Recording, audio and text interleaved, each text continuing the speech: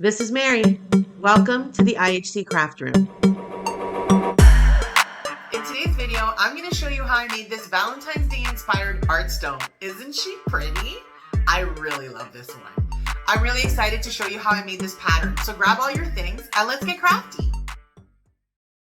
For materials, we'll begin with a 3.5-inch art stone, followed by acrylic paint. I'll be using black, white, red, pink, and violet for this project. Liquitex matte varnish to seal my base coat, and then gloss varnish to seal the entire project when completed. For tools, we'll begin with my dotting tools, a paint palette or paint pods, some stencils, a paintbrush, toothpicks and Q-tips as always, a tape measure, a cup of water, and a wet rag. We'll begin by laying down 2 thin base coats in black, followed by a thin coat of matte varnish. If you're wondering why I'm varnishing my project before I even begin, it's because if I make a mistake while dotting, I can then remove the paint easily without accidentally removing some of the base coat in the process. It's time to lay down the most important dot of your entire project, and that's the center dot. Using Rod 10.0, take a deep breath, let it out, and lay down your first dot.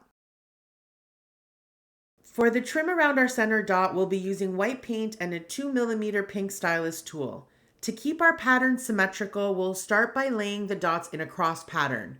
I'm not happy with the way I spaced this out, so I'm going to erase it using a Q-tip and try again. Since I decided to do this pattern without guidelines, I'm using this cross pattern to keep myself balanced. It's fairly easy to eyeball the center of something, so you figure every time you lay down a dot, it should be in the center of the last 2 dots.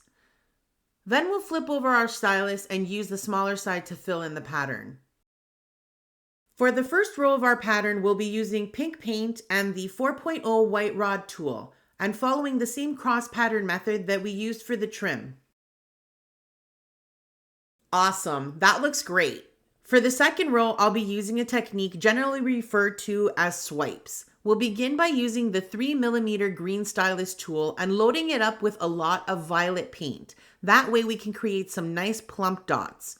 Then, using the smallest stylus that you have, drag that paint down to a tapered finish. You want to be careful and really take your time doing this. What you're seeing is super sped up because in real time, this is a super slow process.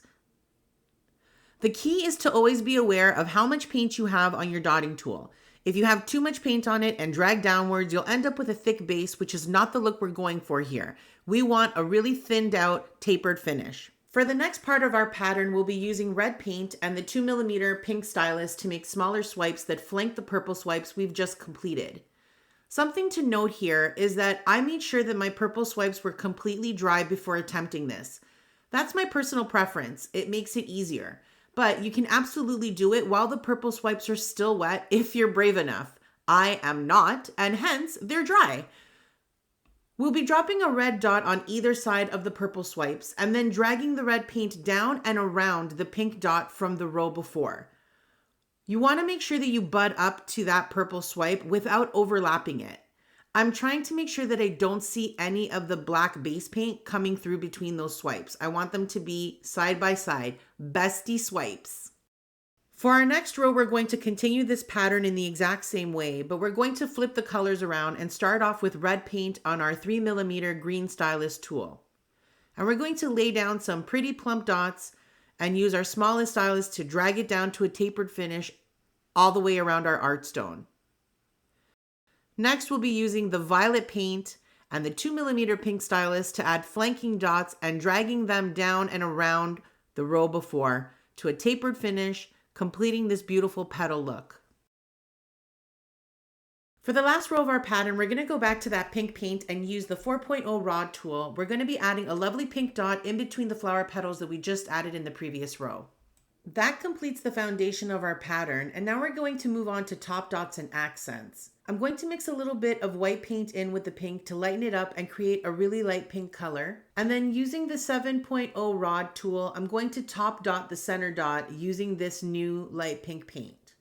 Next, I'll be using the 2.5mm white stylus tool to add a top dot to all of the pink dots in our design.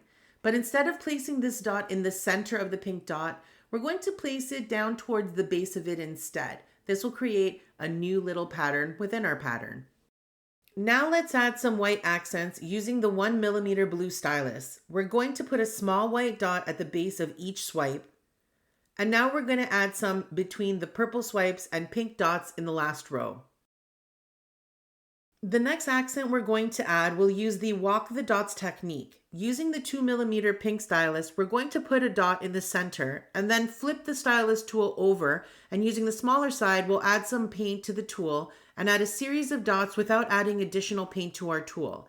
Each dot will get progressively smaller as the paint depletes, and that will allow us to walk the dots down to a smaller finish.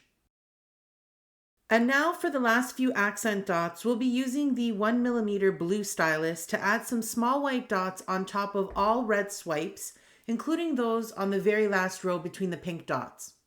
And there you have it. Our very first Valentine's Day art stone is complete, and isn't she pretty? Thank you for joining me on our very first art stone painting adventure. I hope you enjoyed watching this pattern grow before your eyes. Please comment below and don't forget to subscribe to my channel so that we can continue to get crafty together. Toodaloo!